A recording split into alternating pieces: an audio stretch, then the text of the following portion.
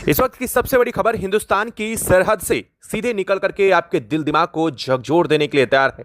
पूर्वी मोर्चे पर वो धमाका हो चुका है जिसकी आहट दुश्मन ने सुनी तो जरूर थी, लेकिन उससे यह मानने से इनकार कर दिया था कि भारत अब पहले वाला नरम मुल्क नहीं रहा। सालों तक शांति की बातें सुनकर सामने वाला यह गलती करने लगा था कि हिंदुस्तान सिर्फ बयान देगा, केवल विरोध दर्ज करेगा और फिर फाइलों में सब दब जाएगा। लेकिन इस बार कहानी पलट गई है। कटीले तारों को हाथ लगाने वालों के लिए अब सरहद पर फूल नहीं बल्कि तूफान तैयार खड़ा हो चुका है। और जैसे ही दुश्मन ने हमारे जवानों पर हाथ डालने की बेअक्ली दिखाई है, भारत ने ऐसी जवाबी चोट मारी है कि सीमा पार बैठे भारत विरोधी तत्वों की रातों की नींद इस वक्त उड़ चुकी है।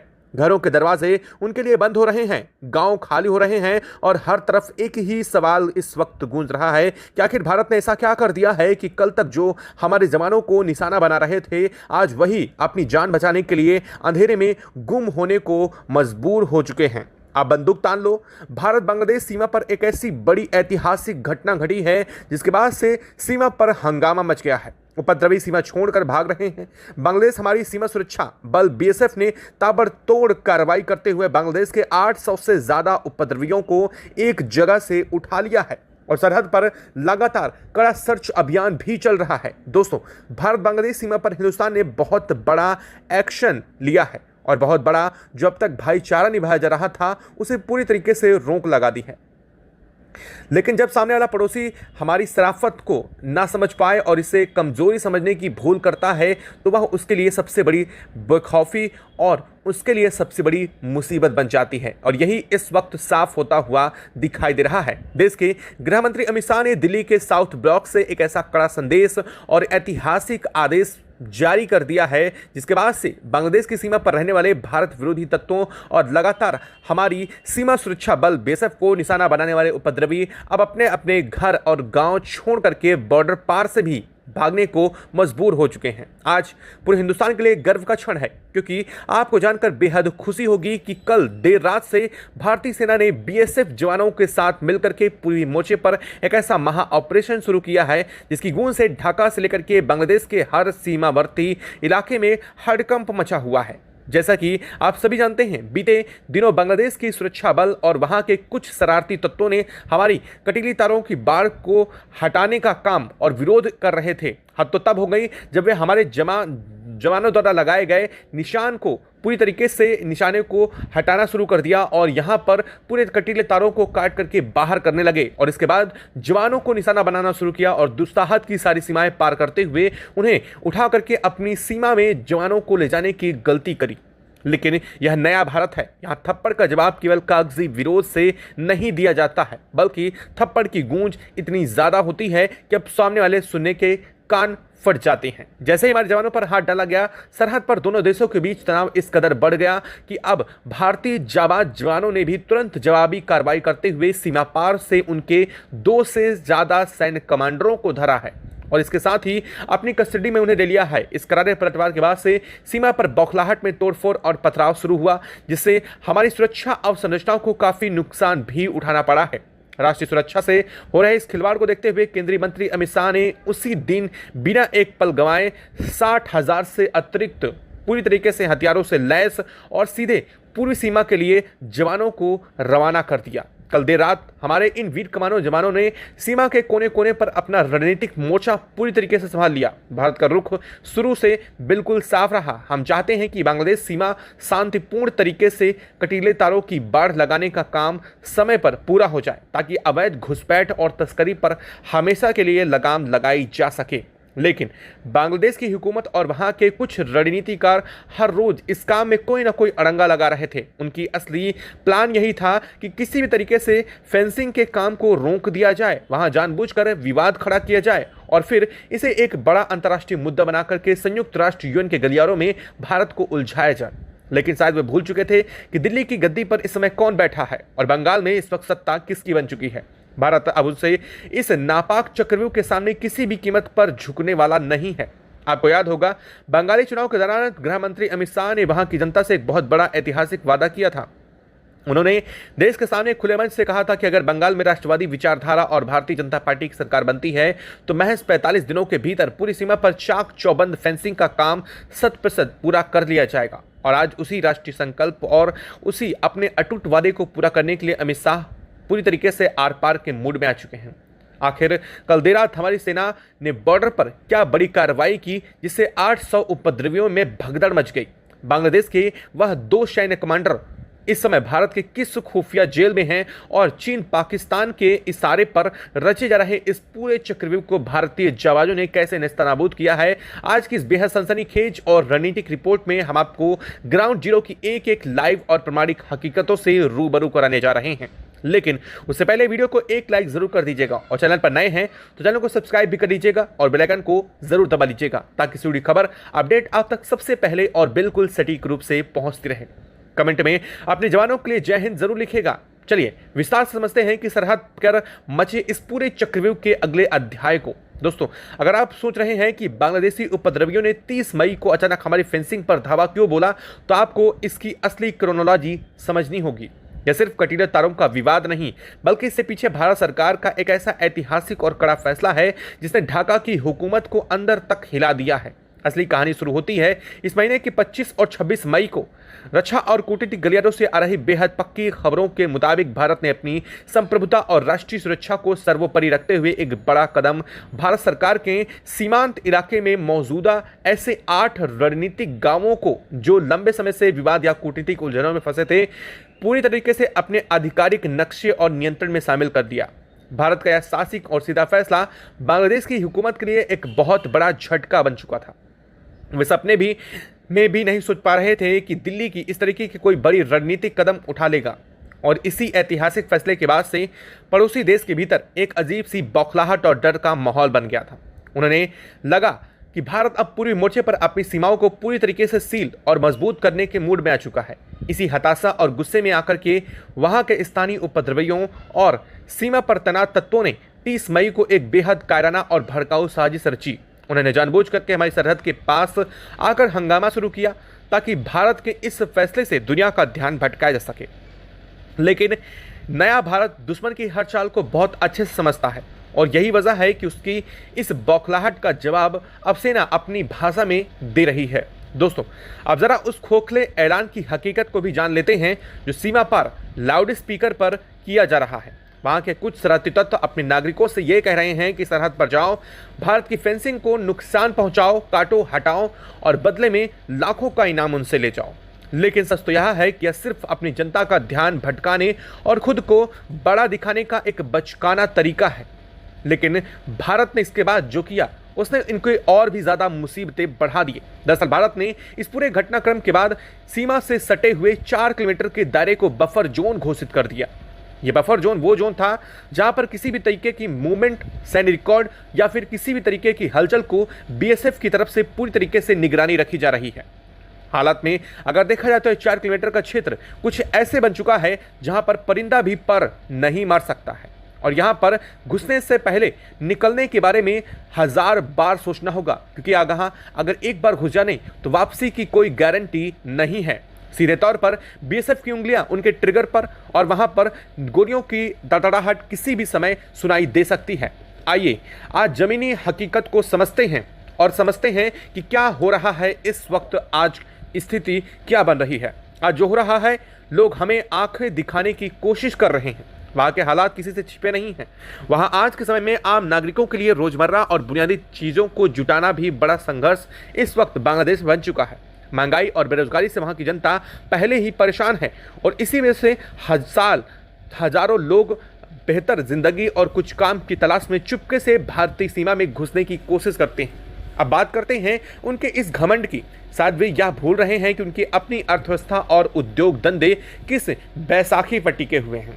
आज भी उनके यहाँ बिजली की सप्लाई हो या फिर व्यापार के लिए जरूरी संसाधन हो, सभी चीज़ें सीधे तौर पर हिंदुस्तान की मदद और दोस्ती पर ही निर्भर हैं। अगर भारत अपनी सिर्फ व्यापारिक नीतियां थोड़ी सख्त कर दे और सप्लाई को रोक दे, वहां के कई शहरों में ब्लैकआउट हो जाएगा, पूरा कारोबार ठप पड़ जाएगा।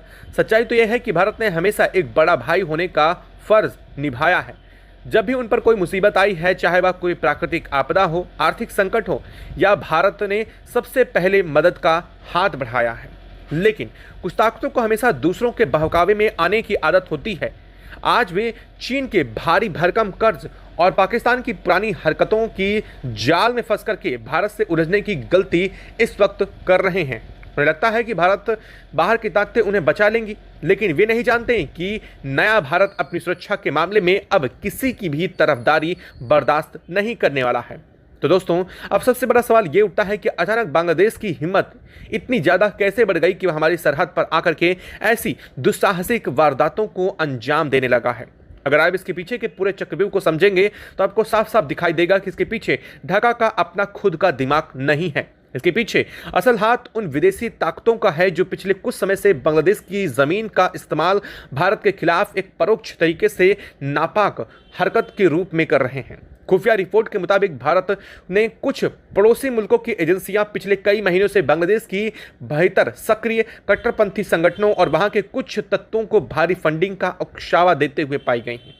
चीन का मकसद बहुत साफ है। वो चाहता है कि भारत अपनी पूरी ताकत और ध्यान उत्तरी सीमाओं पर केंद्रित न कर सके, इसलिए वह भारत को पूर्वी मोर्चों पर उलझा करके रखना चाहता है। इसी सह में आकर के बांग्लादेशी उपद्रवियों ने हमारी फेंसिंग को निशाना बनाया, लेकिन वे यह भूल गए कि जब बात राष्ट्र की अखंडता एकता की आती है तो भारत किसी भी मोर्चे पर ढिलाई नहीं बरतता। सीमा पार रची जा रही इसी बड़ी अंतर्राष्ट्रीय साजिश को भांपते हुए नई दिल्ली के साउथ ब्लॉक में बैठे हमारे गृह मंत्री अमित शाह ने बिना एक पल देर किए देश का सबसे बड़ा सैन्य पासा फेंका। और इस समय सबसे बड़ी और एक्सक्लूसिव खबर यह है कि गृह मंत्रालय की तरफ से सीधे आदेश पर भारतीय सेना और केंद्रीय सुरक्षा बल के 60,000 से ज्यादा घातक कमांडो पूरी तरीके से आधुनिक जवानों को सरहद पर तैनात कर दिया है। या कोई सामान्य तैनाती नहीं है। इस टुकड़े में सेना के उन जवानों को शामिल किया गया है जो किसी भी विषम परिस्थिति में दुश्मनों के छक्के छुड़ाने पर माहिर होती हैं। गृह मंत्री अमित शाह ने फ्रंट लाइन पर मोर्चा संभाल रहे भारतीय कमांडरों को जो निर्देश दिए हैं, वे आज नए भारत की बदलती सैन्य नीति को साफ बयां कर रहे हैं। उन्होंने साफ और कड़े शब्दों में ऑन ड्यूटी अधिकारियों से कहा कि अब फ्लैग मीटिंग बुलाने या कागजी विरोध दर्ज कराने का समय पूरी तरीके से खत्म हो चुका है। सरहद पर जो कोई भी जिस भाषा में समझे उसे उसी की भाषा में बढ़िया से समझाओ। अगर समझाने के बाद भी वे सीधे रास्ते पर नहीं आते हैं तो उनके साथ क्या सलूक करना है यह पूरी तरीके से सेना खुद तय करे। सेना को मिली इस खुली छूट का मतलब आप और पूरी दुनिया बेहतर से समझते हैं। जब हमारी सेना को फ्री हैंड मिलता है तो वे सरहद पार बैठे दुश्मनों के बंकर, उनकी चौकियों का क्या हाल करते हैं। यह बात किसी से छिपी नहीं है। रक्षा मंत्रालय के सूत्रों के मुताबिक हमारी सेना की यह विशाल और आधुनिक टुकड़ी भारतीय बांग्लादेश से अंतर्राष्ट्रीय सीमा के अलग अलग अति संवेदनशील रणनीतिक मोर्चों पर पूरी तरीके से अपना मोर्चा संभाल चुकी है। इसके बाद अगर सीमा पार से 1 इंच भी धागे को हिलाने की कोशिश की गई तो उसका अंजाम ढाका की हुकूमत को भुगतना होगा। तो दोस्तों, अब आते हैं कल रात देर के उस ऐतिहासिक खबर पर जिसने पूरे विवाद का पासा पलट दिया है। जैसे ही अमित शाह ने फ्री हैंड यानी खुली छूट वाला आदेश साफ किया, हमारी सेना और बीएसएफ के जवानों ने बिना एक सेकंड गवाए पूर्वी मोर्चे पर एक भयंकर कॉर्टन एंड सर्च ऑपरेशन शुरू किया। अत्याधुनिक थर्मल इमेजिंग, नाइट विजन कैमरों की मदद से जवानों ने उन संवेदनशील इलाकों को चौतरफा घेरा जहां फेंसिंग तोड़ने की साजिशें रची जा रही थी। नतीजा देखकर आज पूरा हिंदुस्तान गर्व से झूम उठेगा। 1 मीटर तार तोड़ो, 1 लाख पाव के लालच में आगे बढ़ रहे उपद्रवियों पर हमारे जवानों का ऐसा काल प्रहार बनकर के टूटा है कि सरहद पर भगदड़ मच चुकी है। बीएसएफ ने त्वरित कार्रवाई करते हुए 800 से ज्यादा उपद्रवियों को खड़े हाथों दबोच लिया है, अपनी कस्टडी में ले लिया है। अब यहां तक का सबसे बड़ा सख्त ऑन बॉर्डर एक्शन था। हमारे जवानों का यहाँ आर पार वाला तेवर देखते ही बाकी उपद्रवी अपनी जवान जो सीमा थी उसे छोड़ करके भाग गए। इस कार्यवाही के बाद से बांग्लादेशी सीमा पर पूरी तरीके से सन्नाटा पसर चुका है। तो दोस्तों, 25 और 26 मई को भारत अपने आधिकारिक नक्शे में 8 रणनीतिक गांवों को शामिल करने से लेकर के 30 मई तक हमारे जवानों के साथ हुई कायराना हरकत और फिर कल देर रात 800 उपद्रवियों को उठाए जाने की यह पूरी तस्वीर अब आईने की तरह साफ हो चुकी है। आज का यह नया भारत अपने आत्मसम्मान, अपनी सीमाओं की संप्रभुता और वीर जवानों की सुरक्षा से खिलवाड़ बिल्कुल भी बर्दाश्त नहीं करेगा और न ही दुनिया के किसी भी देश को ऐसा करने की इजाजत देगा। चीन और पाक के नापाक इशारों पर नाचने वाले रणनीतिकार अब यह बात बहुत अच्छे से समझ चुके हैं कि हिंदुस्तान की सरहद पर कटीले तारों की बाड़ लगाने का काम तय समय में हर हाल में पूरा होकर रहेगा। अमित शाह द्वारा सीमा पर तैनात किए गए 60,000 से ज्यादा बलों का यह महाचक्रव्यूह इस बात का बड़ा सबूत है कि भारत केवल कागजी विरोध दर्ज नहीं कराएगा, बल्कि सीधा सरहद पार एक्शन लिए जाएंगे और दुश्मनों को उनकी औकात दिखा दी जाएगी। बफर जोन यह इस वक्त जो बनकर के तैयार हुआ है, यह बफर जोन कोई सामान्य जोन नहीं है, बल्कि यहां पर एक भी सैन्य मूवमेंट और एक भी इलीगल मूवमेंट को देखा नहीं जाएगा। उन तत्वों को, शरारती तत्वों को तुरंत एलिमिनेट करने में 1 सेकंड का समय भी बीएसएफ को नहीं लगेगा। बीएसएफ ने साफ कर दिया है कि 4 किलोमीटर के दायरे में आसपास आने वाले घरों और भारतीय सीमा के लगे हुए लोगों के परिवारों तक को खाली करवा लिया गया है, यानी कि स्थिति बेहद संवेदनशील बन चुकी है। हालात ऐसे बन चुके हैं कि यह पूरा का पूरा बफर जोन इस वक्त हाई अलर्ट मोड में है। भारत ने साफ कर दिया है कि बॉर्डर इस वक्त रेड अलर्ट से गुजर रही है।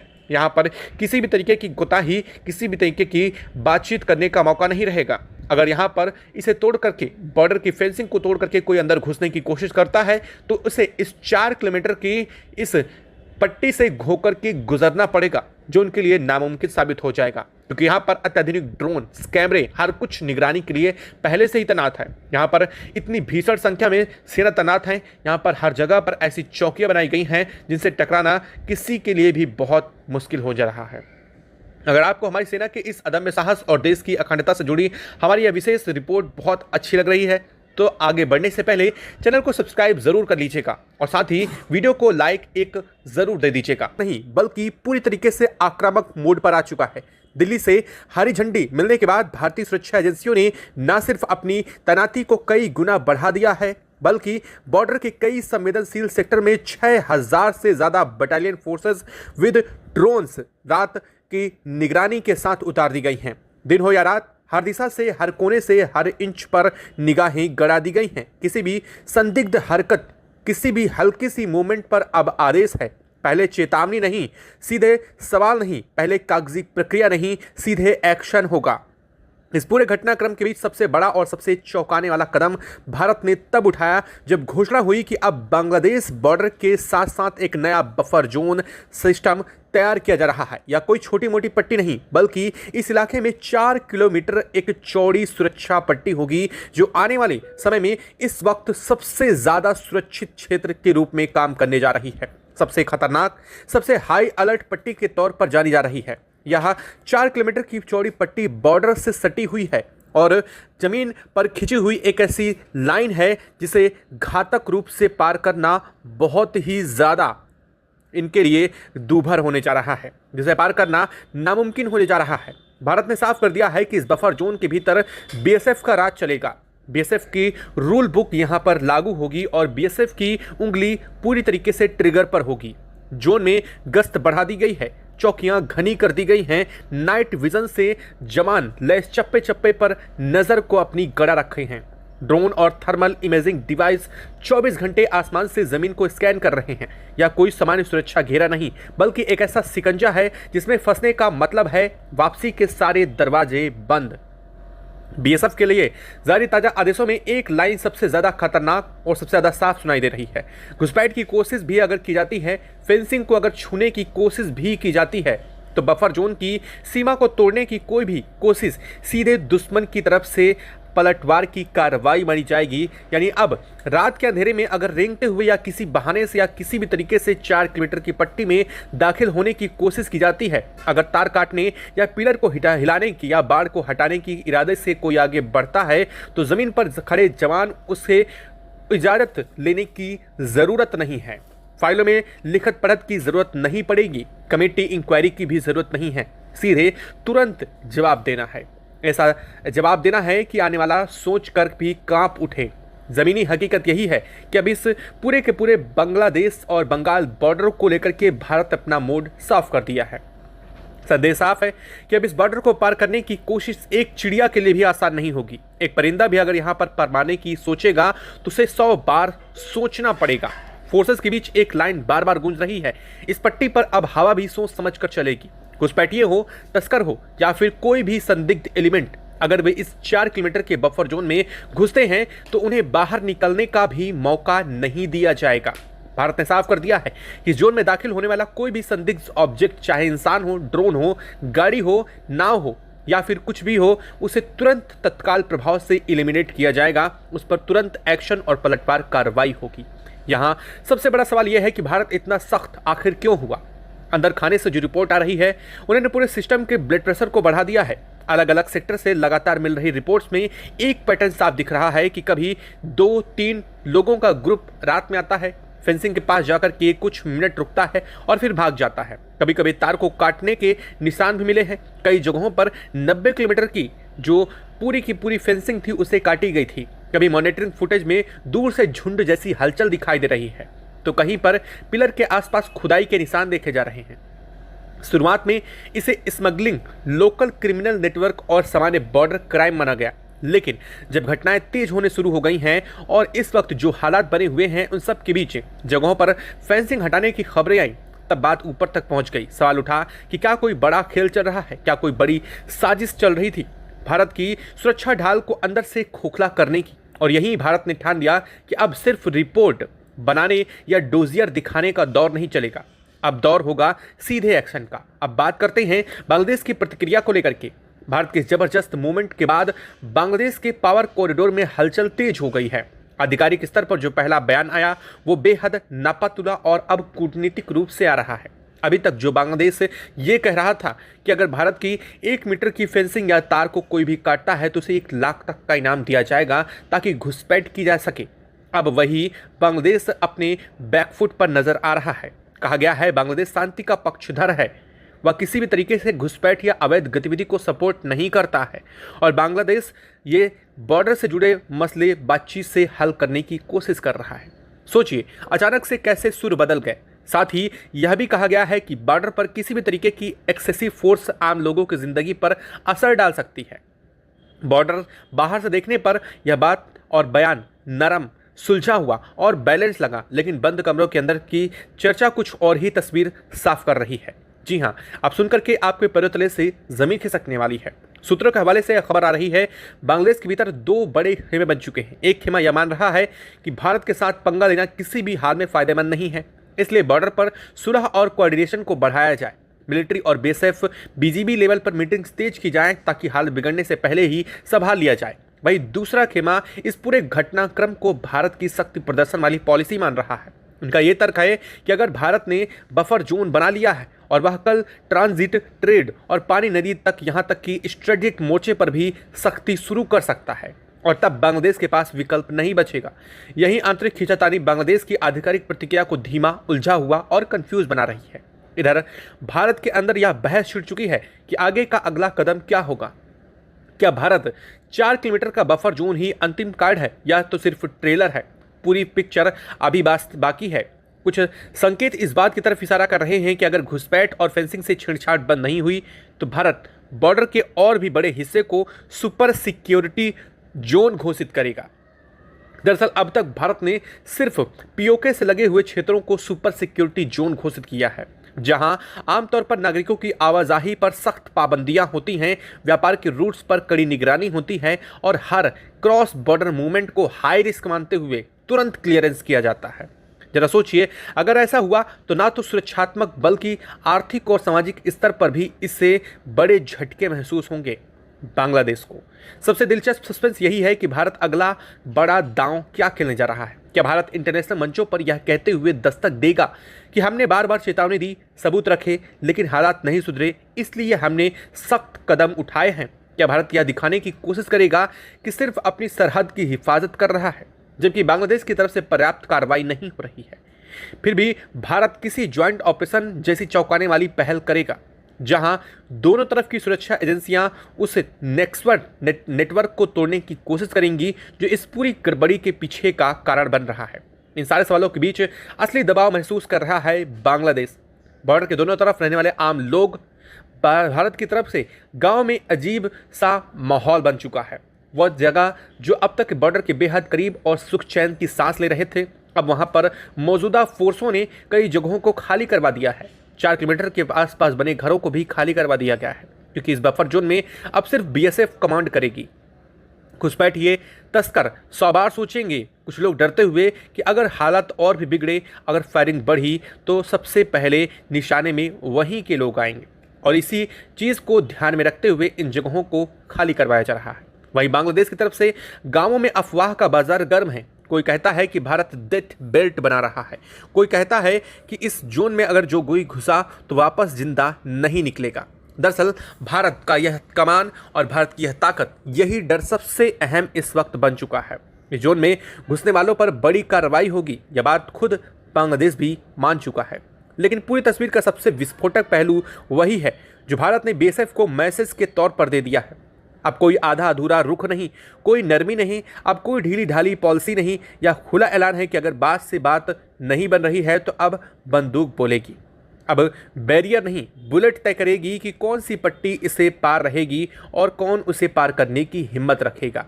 भारत ने सीधा मैसेज दे दिया है कि अगर तुम हमारी फेंसिंग को हाथ लगाओगे तो हमारी सीमा के साथ खेलोगे और हमारे बफर जोन में एक भी कदम रखोगे तो तुम्हें बचाने के लिए ना कोई पेपर, ना कोई कॉन्फ्रेंस और ना ही कोई बीच में आ पाएगा।